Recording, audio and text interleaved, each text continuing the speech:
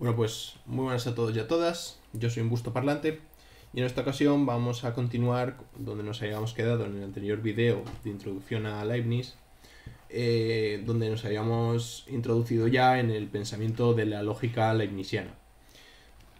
Bien, estábamos viendo cómo el conocimiento de una entidad individual consiste en su noción completa, es decir, en el conjunto de todos los predicados atribuibles a su existencia.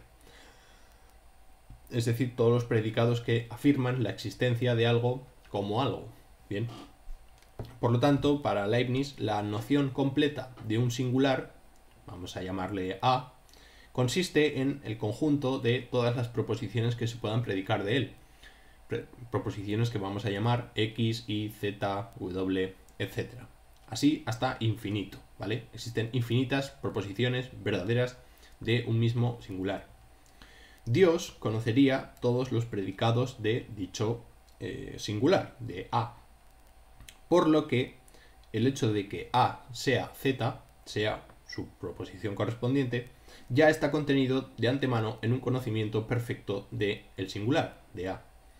Si conociésemos ilimitadamente, a la manera divina, es decir, si supiésemos todas las circunstancias o accidentes de un objeto o un sujeto, de una sustancia, si conociésemos ilimitadamente algo, lo que se dijese de él ya estaría contenido en el sujeto, en su aexeidad, como le llamaban los escolásticos a través de la figura de Duns Scoto. Entonces, en toda proposición verdadera, el predicado está contenido en el sujeto. Con un entendimiento divino bastaría con conocer la noción completa de algo para anticipar a priori la verdad de los juicios que le corresponden a esa sustancia. Toda sustancia en el universo está cargada de su pasado y preñada de su propio futuro. Es en lo que consiste una mónada como un espejo del universo. Bien, la distinción entre razón o ideas y experiencia o sensaciones en Leibniz es ciertamente algo extraña, porque reivindica una actualización, una nueva versión de la anamnesis platónica, del conocimiento a través del recuerdo, tal y como lo plantea Sócrates en el Menón, pero también en el Fedón y ciertamente en el Fedro que se cuenta en el mito de la Auriga, pues también, ¿no? Y en algunos textos más. En la República, muy probablemente. Entonces, al conocer algo nuevo, para Leibniz, no es porque recibamos nuevos datos a través de los sentidos, sino que hay un fenómeno de armonía preestablecida del cual nos damos cuenta al conocerlo. No hay nada en el entendimiento que no haya pasado por los sentidos, excepto el propio entendimiento, que es una cosa bastante kantiana, ¿no? El hecho de lo a priori, del entendimiento.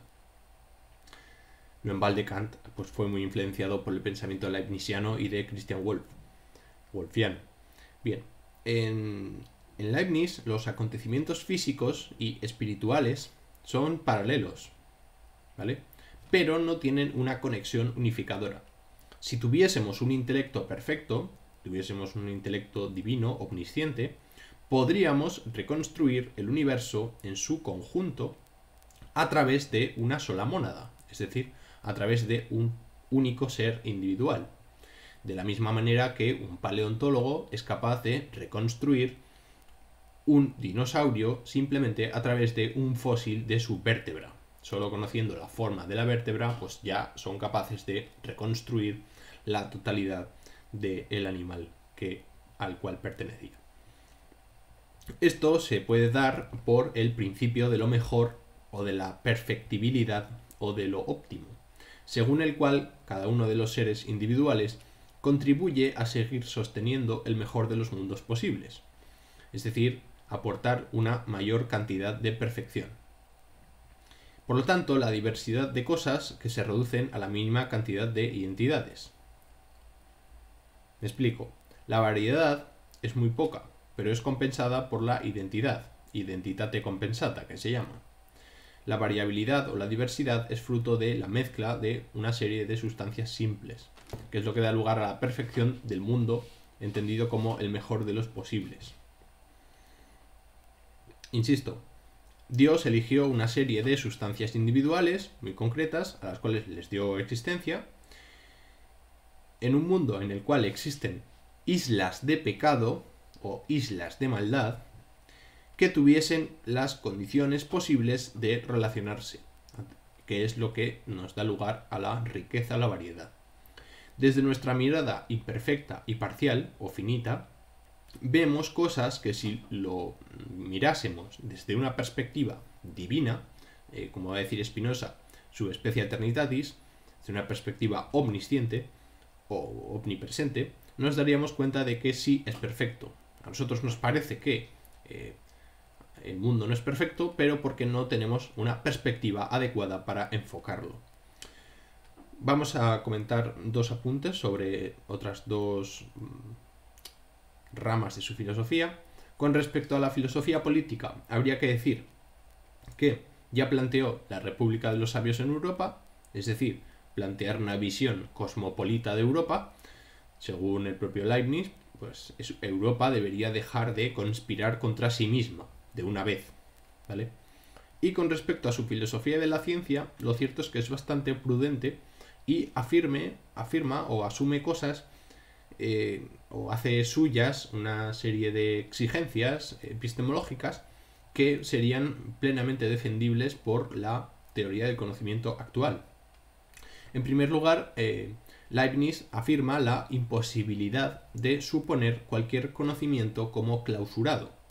Por infinito nos es imposible establecer un cierre en dicho conocimiento de la realidad. Nunca podemos saber si tenemos una visión completa del particular, del singular, ¿no? Es una especie de modesto compromiso falibilista. Y en segundo lugar, el conocimiento humano es algo que ha de ser hecho en colectividad. La idea de comunidad científica, que ha sido muy defendida, entre otros sociólogos de la ciencia, por Merton, por ejemplo, lo cual quiere decir que conocer es algo que se da de manera comunitaria o unitaria en la sociedad humana. La ciencia exige una comunidad ideal en que a través del debate y a través de las aportaciones de la comunidad se llegue o se tienda hacia esa especie de asíntota de la verdad en el conocimiento, a la cual no vamos a poder llegar en su totalidad porque es infinito, pero sí que podemos ir, digamos, acercándonos a esa totalidad de proposiciones verdaderas acerca de los entes. Bien, vamos a pasar ahora a ver parte de su metafísica. No sé si me va a dar tiempo a terminarla. Igual sí, venga, y así nos quitamos de encima Leibniz de una vez, aunque salga el vídeo muy largo. Bien, Leibniz tiene un texto dedicado a la metafísica que se titula Discurso de Metafísica. La pregunta que nos introduce en la problemática leibniziana sería la siguiente. ¿Puede Dios crear una piedra tan pesada que ni él mismo podría levantar? Que es una de las cuestiones típicas para demostrar la incongruencia o la imposibilidad lógica de determinados atributos divinos, como es el de la omnipotencia. Porque si se niega que Dios pueda crear una piedra tan pesada que ni él mismo pueda levantar, entonces es impotente. Pero si él mismo es capaz de crearla y luego no la puede levantar, pues también quedaría demostrada su impotencia. En ambas posiciones tenemos que Dios no cumple con ese atributo que es el de omnipotencia. Entonces, para Leibniz, Dios no sería capaz de crear una piedra que ni él mismo pudiese levantar, porque Dios atiende a lo que es posible. Es decir, Dios se rige mediante el criterio de la no contradicción, porque es perfecto. Por lo tanto, Dios no puede hacer imposibles. Dios no puede violar una regla lógica. ¿Vale? Entonces, ¿qué se está preparando en el discurso de la metafísica? ¿No? Pues Leibniz, obviamente, era un gran conocedor, un excelente sabedor de la filosofía moderna de su época, pero también de los conocimientos científicos de aquel entonces. además de que tenía una amplia gama de conocimientos escolásticos, de la filosofía escolástica medieval, y también de la clásica, obviamente, de los autores clásicos. Conocía, pues, entre otros, la Suma Teológica, conocía los textos de Guillermo de Oca, conocía a Duns Scoto, y en general todo lo que es el conocimiento filosófico metafísico del tardo medievo. Bien, en Salamanca la escolástica, como bien se sabe, vive su segunda juventud a través de figuras como Francisco Suárez con sus disputaciones metafísicas, o a través de figuras como San Juan de la Cruz. También, como ya he comentado, tenía un compendio de filosofía antigua, ¿no? Una reivindicación de las formas sustanciales o de las sustancias segundas o especies, de acuerdo con la tradición escolástica. Bien, el principio del que avanza la deducción racional de la idea de la perfección divina. Esto es de lo que se va a hablar, ¿vale? En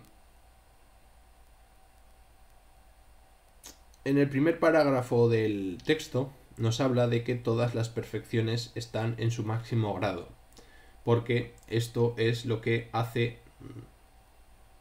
valer la omnisciencia y la omnipotencia de Dios. En el segundo parágrafo se establece una dicotomía entre el voluntarismo y el intelectualismo. ¿Por qué? Porque, de acuerdo con el voluntarismo, lo bueno es lo que Dios quiere. Por lo tanto, matar, mentir o robar es malo porque Dios no lo quiere. Es equivalente al filósofo político absolutista. La palabra de Dios es la ley. Luego, la obligación moral consiste en obedecer la voluntad de Dios. Bien, para Leibniz esta no es la posición correcta, sino que la posición correcta es la del intelectualismo, que es la misma que tenía Sócrates, según la cual Dios tiene razones para hacer lo que hace. Dios quiere lo bueno, no porque lo quiera, sino porque es bueno. ¿De acuerdo? Luego, la bondad o el bien sería algo anterior a Dios, lo cual es bastante problemático, ¿no? Es como la famosa disputa que tenía Sócrates, no recuerdo qué texto, el texto de la piedad, sería alguno de los menores de los textos de juventud de Platón, donde se discute si lo pío es aquello que desean los dioses o si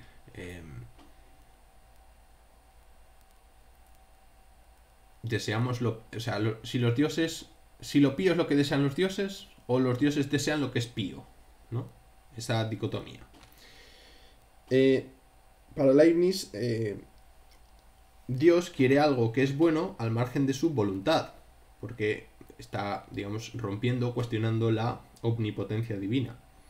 Hay razones para una voluntad divina. Dios reconoce un orden en las ideas, como ya he comentado, y entiende lo bueno como bueno, y entonces después, una vez reconocido lo bueno, lo desea.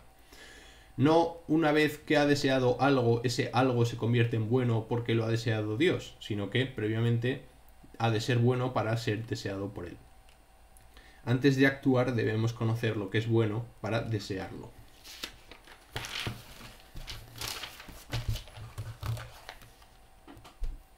Que es lo contrario en realidad a lo que cuenta Spinoza. Porque para Spinoza nosotros no deseamos lo bueno, sino que lo bueno aparece después del deseo. No deseamos algo porque sea bueno, sino justamente es bueno porque lo deseamos. Exactamente, esa es la lógica de Spinoza en la ética, ¿no? Bien, pero no estamos con Spinoza, estamos con Leibniz. Para Leibniz, Dios quiere lo mejor. Y así es como ha sucedido. En el parágrafo cuarto de la Discurso de la Metafísica nos habla de la libertad. El hombre actúa libremente. El futuro no está escrito y es incognoscible. O bien, la otra posición a la que se enfrenta esta posición es la de que el hombre actúa de manera determinada, es decir, que hay un determinismo en la actuación del hombre. El mundo está prescrito y Dios conoce su final, lo cual nos llevaría a la contemplación del mundo, dado que no podemos hacer nada para transformarlo. El quinto parágrafo nos afirma que si fracasamos es porque Dios quería que lo intentásemos y que fracasásemos. porque Leibniz va a asumir la posición del determinismo radical, porque él es partidario de la idea de la armonía preestablecida o del destino. Es lo que llama Leibniz la pluralidad compensada por la identidad, según lo cual, a través de los mínimos principios posibles, el mundo genera una mayor diversidad, es decir, que hay una mayor perfección del mundo. A más sustancias individuales, que estarían entretejidas entre sí o relacionadas entre sí, existirían una mayor perfección, siempre y cuando estén entretejidas con la totalidad. Y esto consistiría en la pluralidad del universo. La diversidad es real. El mundo no podría ser distinto a como es porque no sería el mejor de los mundos posibles. Dios es una especie de geómetra, un arquitecto, un padre, un mecánico o un sabio. Un sabio que tiene el máximo volumen de realidades en el menor espacio posible. Hoy en día el dios de Leibniz pues sería un asesor bursátil, muy seguramente. Bien, en el parágrafo 8 nos viene a comentar los ejemplos de sustancia individual, que son 3: la persona, los animales y Dios.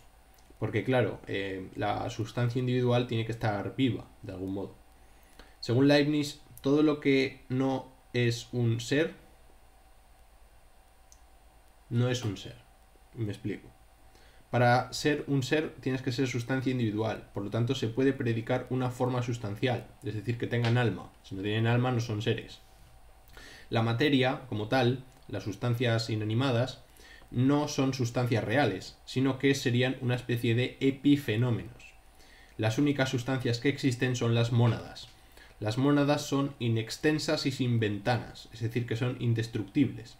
Son una especie de átomos espirituales. Les recomiendo la obra El relojero de Dios de Jacobo Muñoz, donde se elaboran todo este tipo de concepciones de lo divino. La mónada tiene o es el principio de realidad a partir del cual existe lo que existe. En la sustancia individual, todo lo que acontece en la mónada está determinado por lo que ha pasado y determina lo que va a pasar de acuerdo con la armonía preestablecida. Bien, y luego ya se mete con la cuestión de la diferencia entre verdades de razón y verdades de hecho, que ya la comentemos previamente, pero bueno, vamos a insistir en el tema porque yo creo que es una de las cuestiones más importantes en Leibniz. Bien, las verdades de hecho refieren a la necesidad... No, perdón. Las verdades de razón atienden a la necesidad de la existencia del predicado con respecto al sujeto, son verdaderas, ¿no? Son tautologías. Y las verdades de hecho son contingentes, podrían ser de otra manera. Su negación es posible, su negación es, digamos, posiblemente real, aunque esto sea un poco extraño de decir así. Bien, tenemos entonces que la fórmula de las proposiciones leibniziana es la misma que la de Aristóteles, el logos apophthontikos, según el cual la estructura de las proposiciones es sujeto, verbo, predicado, o en lógica es entonces P, donde S sería la sustancia individual y P sería el atributo, la inesión o el en sí. Entonces, o bien el predicado está incorporado en el sujeto, como pasa en las verdades de razón, por ejemplo, todos los solteros son hombres no casados, o bien no es evidente a primera vista, ¿no? No es evidente a primera vista el predicado que se dice del sujeto, lo cual significa que es una verdad de hecho. Como ya dijimos, la frase característica leibniziana es César cruzó el Rubicón. César podría no haber cruzado el Rubicón y eso no significa que dejase de ser César. Bien, la distinción esto es una cuestión de distinción epistémica. Para seres de entendimiento limitado conocemos verdades esenciales, pero no por qué son verdades esenciales. Todas las frases en Leibniz son verdaderas, son verdades de razón, son verdades necesarias. No podría no haber ocurrido. Por lo tanto, la distinción entre verdades de razón y verdades de hecho solo atiende a un entendimiento limitado como nosotros, porque en Dios todas las verdades son de razón, todas las verdades son necesarias, porque así es como lo ha decidido la voluntad divina. Aunque bueno, la voluntad divina ya había sido criticado por Spinoza, y bastante bien además. Porque Dios no tiene voluntad, porque si Dios tuviese voluntad, entonces supondríamos que a Dios le falta algo. Porque si Dios quiere algo, porque a Dios le falta algo. Pero si a Dios le falta algo, pues vaya Dios, ¿no? Ya no es todo. Luego entraría en contradicción. La propia noción de voluntad divina es una contradicción en los términos. Porque ¿cómo Dios va a querer desear algo? Si Dios va y lo coge, ¿no? En todo caso, Dios podría desear no desear, o algo así, muy extraño, pero claro, ya entonces estaría violando el principio de una contradicción y aquello nos llevaría a unas paradojas lógicas de las cuales no nos interesa entrar, ¿no? Ya entrarían, supongo, los escolásticos y ahí salieron esquilmados, así que, en fin, fueron a por lana y bien. Entonces, digamos que Leibniz tiene una concepción política absolutista, obviamente, de acuerdo con con el momento de su historia. Creo que Elster tenía un texto, ahora no, a ver si lo encuentro, sobre Leibniz y su posición política, pero no recuerdo el título, a ver si lo puedo encontrar. Sí, Leibniz y el espíritu del capitalismo. Sí, bastante bueno, bastante bien. Bueno, lo conozco hace años, pero John Elster. Bastante bueno el texto, pero bueno. También La era del individuo de Alain Renaud, creo que es. También se lo recomiendo. Alain Renaud. La era del individuo. Sí, correcto.